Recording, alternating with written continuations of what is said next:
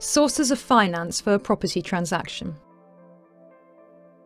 If the purchaser does not have the cash available to fund the purchase, they will need to look at alternative means of securing finance to pay for the property. There are many different methods of financing a purchase, but the most common is by way of mortgage financing.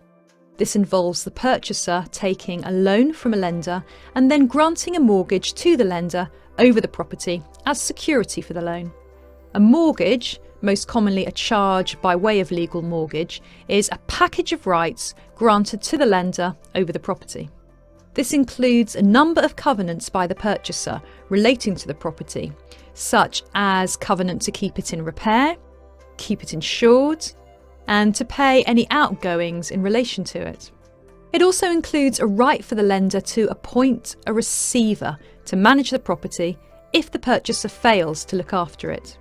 Most importantly, it includes a right for the lender to take possession of the property and sell it to repay the mortgage debt if the purchaser defaults on the loan.